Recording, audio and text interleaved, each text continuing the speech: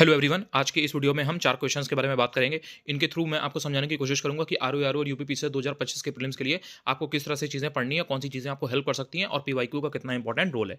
ये 2024 का 22 दिसंबर वाला पेपर है यूपीपीसीएस का जो हुआ था। तो बात करते हैं। देखिए, इसमें जो ये 130 नंबर का क्वेश्चन है, इसको ध्यान से पढ़िए। लोकपाल और लोकायुक्त अधिनियम 2023 के अकॉर्डिंग लोकपाल की जो नियुक्ति है, यानी कि अपॉइंटमेंट ऑफ जो लोकपाल है, वो राष्ट्रपति के द्वारा, प्रेसिडेंट के द्वारा एक चयन समिति की सिफारिशें प्राप्त करने के बाद की जाएगी। यानी कि बेसिकली प्रेसिडेंट एक चयन समिति बनाएगा, एक चयन समिति एक होगी, उसकी जो रिकमेंडेशंस है उसके बेसिस पे उसकी अपॉइंटमेंट की जाएगी। अब उसके जो अध्यक्ष हैं वो प्रधानमंत्री होंगे, प्राइम मिनिस्टर होंगे, और बाकी अन्य लोगों के अलावा उसमें कौन कौन से लोग शामिल होंगे, बेसिकली ये पूछा गया है। मान लो कि 5 लोग हैं, वो कोई पैनल में 5 लोग हैं, वो लोग रिकमेंडेशन देंगे, उसी के बेसिस पे एक आदमी को चुना जाएगा। ये बेसिकली एक मोटी सी बात है, ठीक है।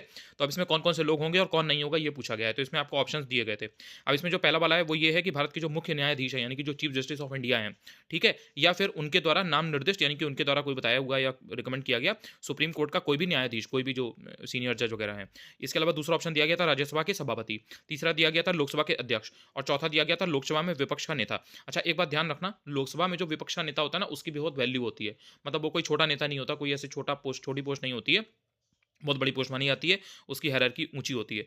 तो अब इसमें कौन सा नहीं होगा, अगर आपको वो मालूम है तो इजीली आप इस क्वेश्चन को कर सकते हो। ये क्वेश्चन रिपीटेड बिल्कुल भी नहीं था, नया क्वेश्चन था ये। अगर आपको नॉलेज है तो आप कर ले जाओगे, थोड़ा बहुत अगर आप एलिमिनेट वगैरह करोगे तो कर ले जाओगे, ऐसी कोई वो नहीं है, लेकिन इसके लिए आपको नॉलेज होना जरूरी है। अगर आपको नॉलेज नहीं है तो आप नहीं कर पाओगे। थोड़ा सा अगर आप दिमाग लगाते तो आप लगा सकते थे कि हाँ ठीक है, राज्यसभा के जो सभापति हैं वो कहीं ना कहीं इसमें शामिल नहीं होते हैं। जैसे ही आप 2 ऑप्शन हटाओगे, तो 2 ऑप्शन हटाने की वजह से सीधे सीधे आपको डी ऑप्शन आंसर डायरेक्टली मिल जाएगा, क्योंकि बाकी 3 ऑप्शन में दूसरा वाला दिया गया है। तो इसके थ्रू आप ये चीज कर सकते थे। इसके अलावा जो ये वाला क्वेश्चन है, इसको ध्यान से देखो। बलवंत राय मेहता समिति के द्वारा अनुशंसित त्रिस्तरीय पंचायती राज में निम्नलिखित में से कौन सा एक स्तर नहीं होता है। तो इसमें पंचायत समिति होती है, ग्राम पंचायत होती है, जिला पंचायत होती है, ये 3 तो होती है।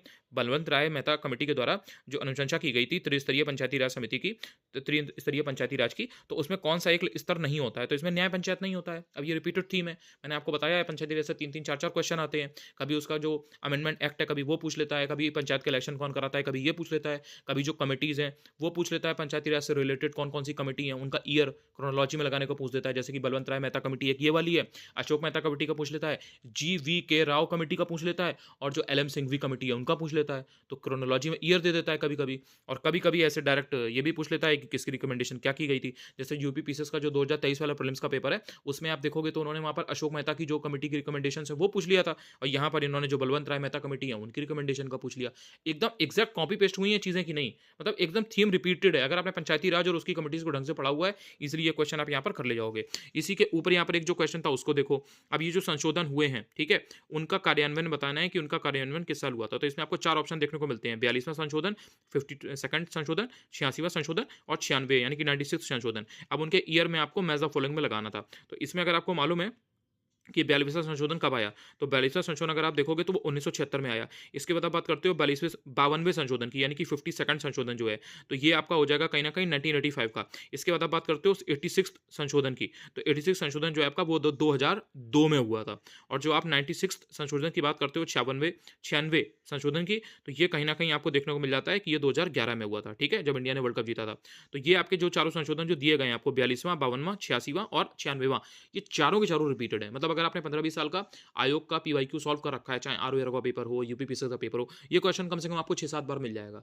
तो ये ऑप्शंस बिल्कुल रिपीटेड थे, कोई इनमें से नया ऑप्शन नहीं था, तो ये क्वेश्चन बहुत ईजी था। इसके बाद जो ये वाला क्वेश्चन है ये रह गया है, इसके बारे में बात करते हैं। और ये क्वेश्चन आपको जब मैंने बोला है कि रिपीटेड है, तो आप जाकर के चेक करना। जिनको पीवाईक्यू जिन्होंने पढ़ा हुआ है, जो सिंसियर गंभीर अभ्यर्थी है, वो ये चीज जानते हैं कि ये क्वेश्चन रिपीटेड था और ये क्वेश्चन आसानी से वो कर भी पाए थे। जो नए लोग हैं, जिनको डाउट हो कि जो मैं बता रहा हूँ वो रिपीटेड है नहीं है, तो वो जाकर के क्रॉस चेक कर सकते हैं, उनको आसानी से मिल जाएगा, तब उनको ये चीज भरोसे में आ जाएगी। ठीक है, बताया इसलिए सो दैट आपको फायदा हो और आपका कॉन्फिडेंस बढ़े। देखो, अगर आपको ये चीजें मैं सबूत के साथ बताऊंगा नहीं, ढंग से समझाऊंगा नहीं, तो आपको लगेगा कि पूरा पेपर पता नहीं कहाँ से आ रहा है, कैसी चीजें पूछी जा रही हैं, अब सारी कॉपी किताबें बदल देनी है, सारी चीजें बदल देनी है, जो पढ़ रहे थे सब फेंक देना है, चला देना है, इस तरीके की चीजें भी मतलब दिमाग में आने लगती हैं कैंडिडेट के। तो ऐसा कुछ नहीं है भाई, जो चीजें आप पढ़ रहे हो वो सब काम आएंगी। टॉपिक्स को ध्यान से पढ़ो, जो चीजें समझाई जा रही हैं उन पर अगर आप फोकस करोगे, लेकर के बैठोगे, चीजों को बार बार रिवाइज करोगे, तो चीजें आपके दिमाग में बैठेंगी भी और आप पेपर में अच्छा भी कर पाओगे।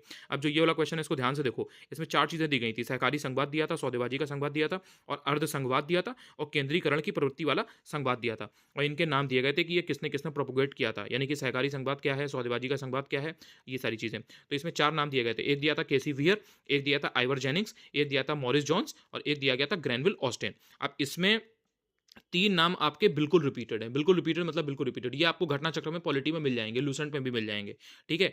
ये जो सहकारी संघवाद है, ये किसने कहा था? तो सहकारी संघवाद कहा था ग्रैनविल ऑस्टिन ने, ठीक है? इसके बाद आपका आता है सौदेबाजी का संघवाद, ये कहा था मॉरिस जॉन्स ने। ये आपको इतना ईज़िली नहीं मिलेगा, लेकिन कोई दिक्कत नहीं है, जो बाकी के 3 ऑप्शंस हैं, उनके थ्रू आसानी से आंसर आपका आ जाता। जो अर्ध संघवाद है, अर्ध संघवाद की आप बात करते हो, तो ये केसी वियर ने कहा था।